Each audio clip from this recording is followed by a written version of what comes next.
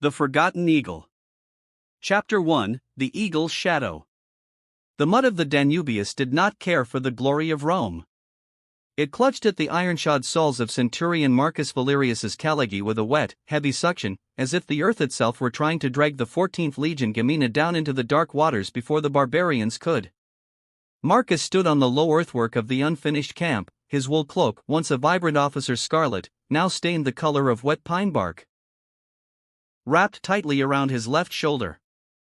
He was 40 winters old. In Rome, 40 made a man a statesman. On the Pannonian frontier, it made him a ghost who had simply forgotten to die. His face was a map of the empire's borders, a jagged pale furrow across his brow from a Celtic longsword at Camulodunum, 3 dark pits on his jaw from Parthian arrowflesh in the east. "The fog is thickening, Centurion," a voice growled through the drizzle. Marcus did not turn his head. He knew the heavy, iron-plated stride of Optio Quintus Flavius. Quintus was a man built like a siege wall, his face square and pitted by the smallpox he had caught in the slums of Subura before taking the eagle oath 20 years ago. "The fog is a German's cloak, Quintus," Marcus said, his voice flat, rasped by decades of screaming commands over the roar of the shield wall. "It lets them walk right up to your stakes before you smell the tallow on their hair. Have the first cohort stay in their armor. No fires." "The men are freezing, Marcus," Quintus muttered, dropping the formal title as he stepped up onto the turf rampart beside him. "The grain waging from Aquincum is 4 days late. They're chewing raw pulse and drinking river muck. If we don't give them hot broth, they won't have the strength to lift their scuta when the horn blows. If they light a fire, the Marcomanni will give them all the heat they can stomach," Marcus replied. He reached down, his calloused right hand resting on the ivory pommel of his gladius, the short, broad-bladed Spanish steel that had been his father's weapon before him. "Tell the men that Rome does not pay them to be warm. She pays them to stand." Behind them, through the grey shroud of the Danubian mist, 3,000 men sat in the dirt of the half-dug trenches. These were not the pristine legions of the triumphal arches in the Forum. These were the frontier dogs. Men who had spent 10 years in the damp forests of the north, their iron larica segmentata held together with grease and rawhide strips, their wooden shields scarred by the teeth of 100 German axes. They were fighting for an old man's peace. Far to the south, Emperor Marcus Aurelius was writing his philosophy in a tent of purple silk, while up here, at the edge of the world, his empire was being held together by nothing but 3 paces of sharpened ashwood and the cold iron in the hearts of his veterans. The breaking of the line. The attack came without a war cry. It began with a sound like a flock of birds taking flight. The dry, whistling rush of hundreds of frami, the long, iron-pointed throwing spears of the Germanic tribes, cutting through the low fog. A young legionary standing 10 paces from Marcus, a boy from the sun-baked hills of Etruria who had only seen his first winter on the frontier, took a heavy ash shaft straight through the bronze plate of his collarbone. He didn't cry out for his mother. The iron tip tore his lungs, and he dropped into the mud with a wet, bubbling grunt, his fingers clawing at the black earth as his life spilled into the trench. "Form the wall!" Marcus roared, his voice cutting through the grey gloom like a bronze horn. "Sputa up! Close the gaps, you dogs! Legio, ad signum!" The transition from shivering men to an iron machine was done in the space of 3 heartbeats. The legionaries threw themselves into the front line, their heavy rectangular shields slamming together with a series of heavy clacks that sounded like the breaking of timber. Then the forest moved. Out of the white mist rushed the Marcomanni. They were huge men, their hair bleached white with lime and bound in the tight knots of the Suebian warriors. They wore no iron armor, but their chests were bare, smeared with fat and the grey ash of their hearthfires. In their hands they held heavy long swords that could cleave a man's shoulder from his spine in a single downward sweep. They hit the Roman line like a river hitting a stone pier. The collision was a physical thing, a groan of wood and iron that vibrated through Marcus's boots. The weight of the barbarian charge pushed the front rank back 2 paces, their boots slipping on the bloody turf of the rampart. "Hold!" Marcus screamed, his own shield locked against the shoulder of a veteran named Varus. "Drive your heels in. Pila! Cast them now!" The second rank stepped forward through the gaps, their heavy throwing javelins flying flat and hard across the short distance. The iron points, designed by Marius to bend upon impact so they could not be thrown back, bit deep into the wooden bucklers of the Germans, weighting them down, forcing the barbarians to drop their protection or be dragged into the mud. The law of the gladius. Marcus did not stay behind the line. He stepped through a gap where a veteran had been felled by a heavy stone club. A German warrior, his face painted with the black runes of the northern forests, rushed him with a long sword raised high above his head. It was a spectacular, wild blow, the kind of cut that would kill a bull. Marcus didn't try to block it with his sword. He stepped under the arc, his heavy rectangular shield lifted at an angle to let the barbarian's blade slide off the bronze boss. The impact jarred Marcus's shoulder down to the bone, but he used the forward momentum to drive the sharp bottom rim of his scutum straight onto the German's unarmored foot. As the warrior shrieked and bent over, Marcus performed the simple, ugly movement that the instructors at Capua had beaten into him 20 years ago, the short, horizontal thrust of the gladius into the soft flesh of the groin. The steel went in 3 inches, twisted, and came away clean. The German collapsed into the mud, his hands grasping at his bowels as Marcus stepped over him to close the wall. Valerius, a voice bellowed from the fog.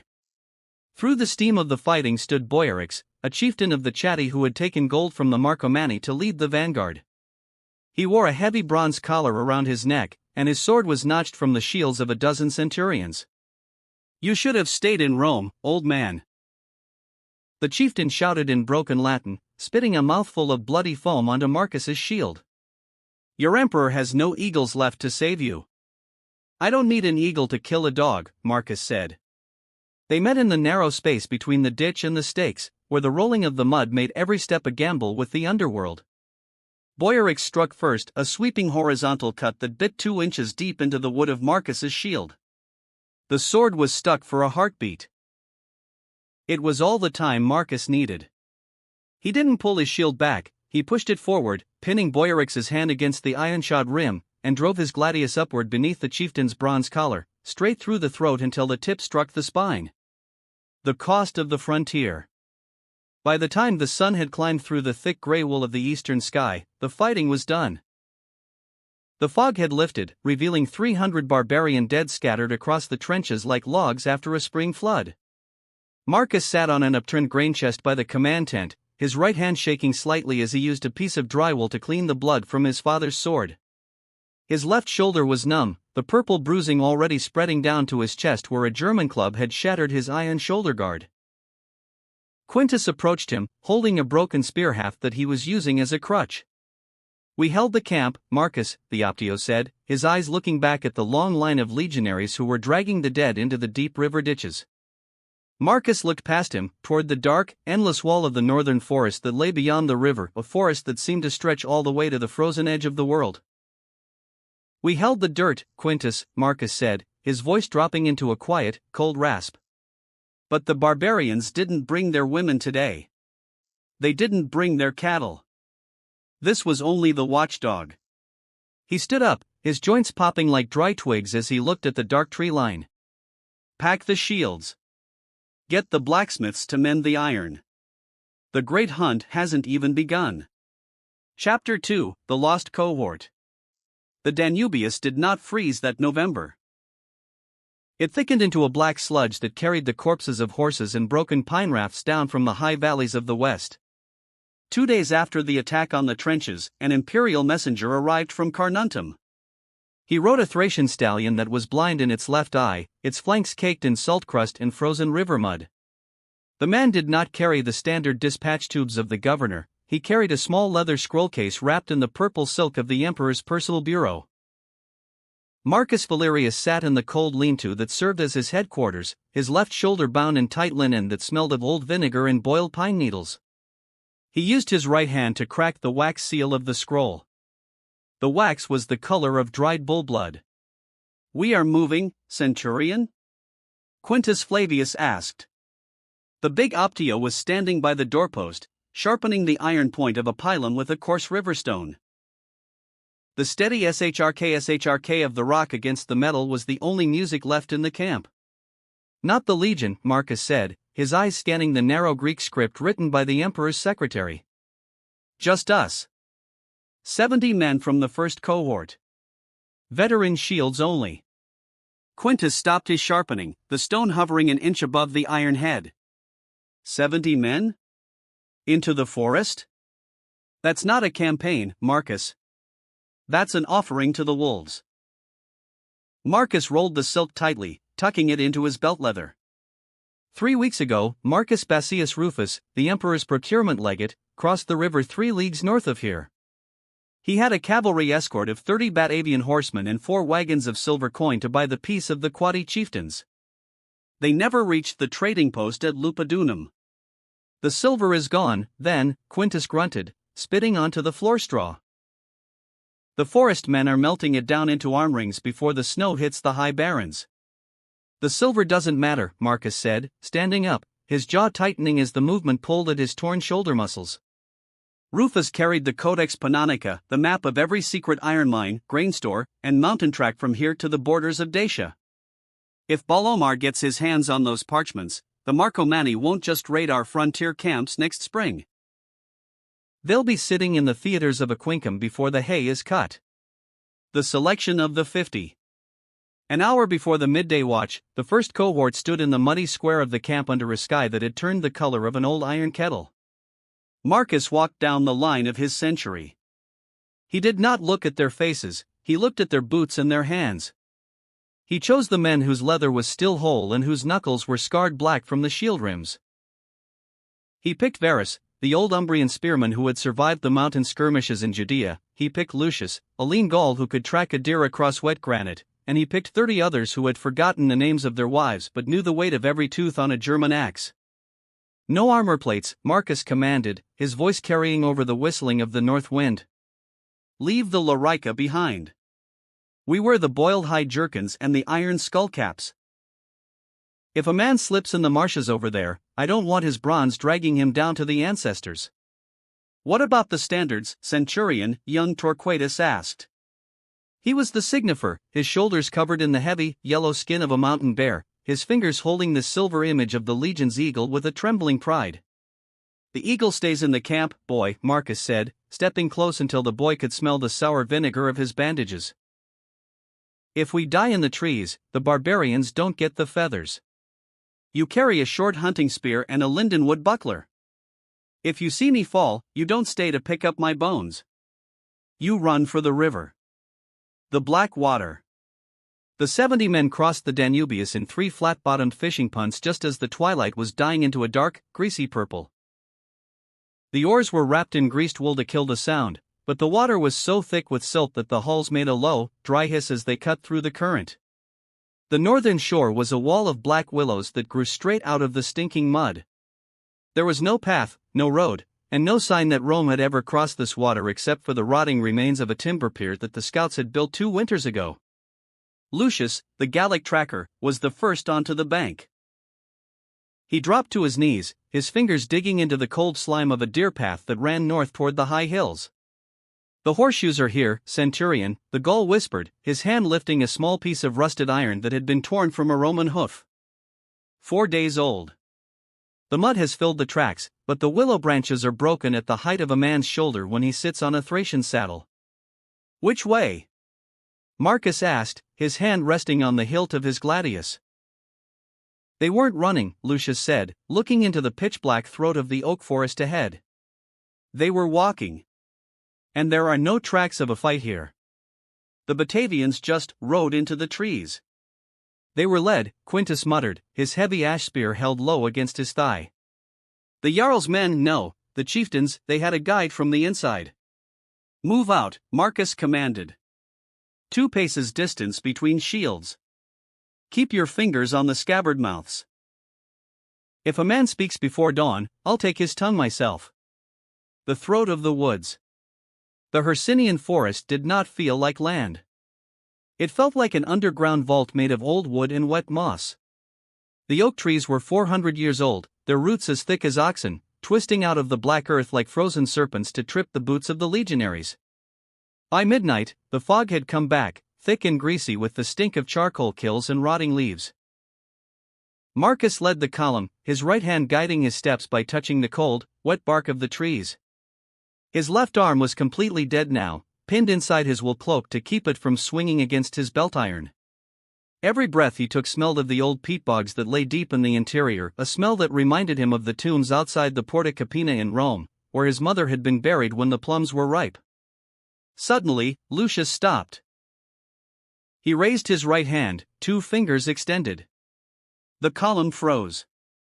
69 men became as still as the stone pillars of the Forum. Through the white wool of the mist, 50 paces ahead, a small, red eye flickered. It was the dull ember of a dying oak fire, tucked into the hollow of a split rock. Around the coal sat 4 men. They were not Marcomanni. They wore the long, green and white checkered wool trousers of the Gaulish auxiliaries, the men Rome paid to guard the supply wagons. One of them was holding a silver wine strainer, an imperial piece from the governor's house at Aquincum, using it to scrape the grease from his fingernails. Behind them, hidden in the brush, the long, pale ashwood tongue of a Roman traveling wagon pointed up at the black sky like a broken finger. Chapter 3: The Forest of Shadows. The 4 men around the ember did not hear the mud shift. On the frontier, you learn to walk on the sides of your boots, rolling the leather from heel to toe so that not even a dry twig would snap under the weight of your iron cap. Marcus Valerius crept through the wet fern beds until he could smell the rancid lard the traders had used to grease their hair. They were Batavian auxiliaries from the Rhine wings. Men who had taken the Roman coin, learned the Roman drill, and then sold their swords back to the wild tribes when the winter rations grew thin. The old man didn't cry, one of them said in a thick, low Germanic dialect, his fingers tracing the silver-plated rim of the imperial wine strainer. He just kept talking about his books. Even when Ballomar's boys took his fingers off, he kept saying the emperor would write about us. The emperor is 300 leagues away, chewing dried figs, another muttered, throwing a piece of horsefat into the coalbed. The fat sputtered, casting a brief, oily yellow glare across his face. The chatty took the maps north to the blood altars. If we don't get our share of the silver before the ice stays on the river, we'll be eating birch bark like the rest of the slaves. Marcus did not wait for the third man to speak. He lifted his right hand, 2 fingers extended, then dropped them forward. The silent harvest. The 70 veterans did not rush with a war cry. They stepped out of the fog like gray wolves from a thicket. Quintus Flavius was the first to hit the camp. His heavy ash spear didn't throw, he used it like a crowbar, driving the iron head straight through the back of the wine strainer thief. The point burst through the man's linen tunic, pinned him to the oak root beneath his thighs, and snapped with a sharp crack as the body thrashed once and went still. The other 3 leaped for their long swords, but the Roman gladius was already there. Verus, the old Umbrian, stepped inside the swing of the nearest Batavian, caught the man's forearm with his short linden buckler, and drove his blade upward into the soft skin beneath the chin. The steel came out through the tongue. Marcus moved on the last man, a tall, red-headed deserter who had managed to draw a Roman spada. The traitor swung wide, the iron whistling through the dark fog, aiming for Marcus's dead left shoulder. Marcus didn't parry. He ducked beneath the steel, his right boot sliding through the wet charcoal of the fire pit. He brought the iron pommel of his gladius down onto the traitor's nosebridge, shattering the bone, then caught the man by his wool throatpiece and dragged him down into the black mud. "Don't kill him," Marcus rasped, his boot resting heavily on the man's windpipe until the redhead stopped struggling. "Quintus, secure the wagon." The camp went silent again, save for the heavy, wet breathing of the 69 legionaries who stood in a perfect circle around the clearing, their swords pointed down at the dirt. The broken ledger. The wagon was a total ruin. Its ashwood sides had been hacked away with axes to get at the cedar chests within. The silver coins, thousands of imperial denarii bearing the image of the old Emperor Antoninus Pius, had been dumped into coarse horse sacks, but 3 of the sacks had burst, leaving hundreds of bright silver discs glinting in the mud like fish scales. But the leather trunk that had carried the papers of Marcus Bassius Rufus was empty. Marcus dragged the red-headed traitor up by his hair, shoving his face against the splintered rim of the trunk. The man was choking on his own blood, his eyes wide and white with the absolute terror that only a Roman veteran could inspire in a deserter. "Where are the parchments?" Marcus asked, his voice low, almost a whisper against the sighing of the pine trees. The chatty chieftain, the traitor wheezed, his fingers clawing at Marcus's leather jerkin. He took them. He didn't want the silver. He said the maps showed the paths through the high fens, where the Roman stone roads end. Ballomar? No. Ballomar is still 3 days north. Gathering the Marcomanni at the Great Mound, the man sobbed, a spray of red foam hitting Marcus's cheek. But the chatty, they took the legate Rufus with them. They took him to the Copenhagen, the head grove. They are going to give his blood to the Iron God before the new moon. Marcus let go of the man's hair. The traitor collapsed back into the mud, coughing and clutching his broken face. The head grove, Quintus said, his square face turning the color of old lard in the graying dawn. That's 2 leagues deep into the high fens, Marcus. Even the scouts don't go there. The trees are older than Rome. They hang men from the branches until the crows leave nothing but the hair. If they have the maps there, we go to the fens, Marcus said, wiping his father's steel on the cloak of one of the dead Batavians.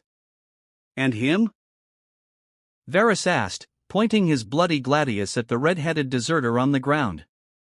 Marcus didn't look back as he turned toward the northern track. He took the oath to the eagle, Varus. He broke it. Give him the law of the camp. There was a short, wet thud behind Marcus as he stepped into the white mist. The 70 men of the 14th Legion followed him, their boots leaving no tracks on the frozen granite of the high path. Chapter 4: The Blood Altars. The fens did not have paths. They had graves that were covered in green scum.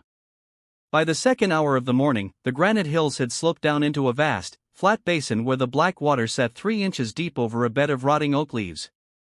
The air here was thick, smelling of old iron rust and the sweet, heavy scent of peat decay. A low, freezing mist clung to the reeds, so dense that Marcus could barely see the shoulders of Quintus walking 3 paces ahead of him. Keep the shields tight, Marcus whispered into the gloom. His right hand was locked around the grip of his gladius, his fingers stiff from the damp cold. If a man slips into the black mud, don't scream. Grab the belt of the man in front of you. They moved like ghosts through a sunken world. The only trees that grew here were the Totnichen, dead oaks whose branches had been stripped of bark by centuries of salt winds, standing out of the grey water like the ribs of half-sunk galleys. Suddenly, Lucius, the Gallic tracker, stopped. He was crouched on a hummock of dry moss, his hand frozen midway to the earth.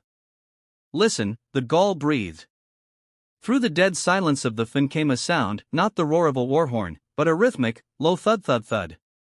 It was the sound of a hollowed pine log being beaten with an elk horn, its deep, flat cadence vibrating through the soles of the legionaries' boots long before it reached their ears. The chatty, Quintus muttered, his teeth clicking together from the chill. They've started the moon feast. They're calling the bogs the House of the Willowmen. Marcus raised his hand, signaling the column to drop into the reeds. 70 men sank into the freezing water without a single clink of their iron skullcaps. They crawled up the slope of a low gravel ridge that rose out of the center of the marsh. At the crest of the ridge stood the Copenhagen, the head grove. It was a circular clearing surrounded by ancient, weeping willows whose branches had been braided together by human hands to form a thick, living wall. From the branches hung the offerings of 50 years of frontier war, rusted Roman cavalry helmets, broken bronze cauldrons, and skulls, hundreds of them, pithy and green with moss, their jaws wired open so they seemed to be singing to the gray sky. In the center of the clearing stood a massive, triangular stone slab, its surface blackened by generations of dried bull blood. Bound to the stone by rawhide thongs was Marcus Bassius Rufus, the emperor's procurement legate. His purple-bordered toga had been torn away, leaving him in nothing but a filthy linen tunic. His left hand was a mass of red rags where Ballomar's men had taken his fingers, but his chin was still held high, his gray patrician hair matted with mud. Standing over him was a chatty priest. The man was ancient, his skin pale as lard from a life spent in the deep forest shadows, his beard braided with small bronze rings that jingled as he moved. In his right hand, he held an old, broad-bladed iron celt, a weapon forged before Rome had even built her first brick wall. Beside the altar, resting on a clean sheepskin, lay the Codex Pannonica. The heavy calfskin pages were fluttering in the north wind, the red-inked maps of the Danubian fortresses exposed to the wet air. the law of the wedge. There are 40 of them, Quintus whispered, his eyes scanning the warriors who sat in a circle around the stone, their bodies smeared with grey boglard, their long swords resting across their knees.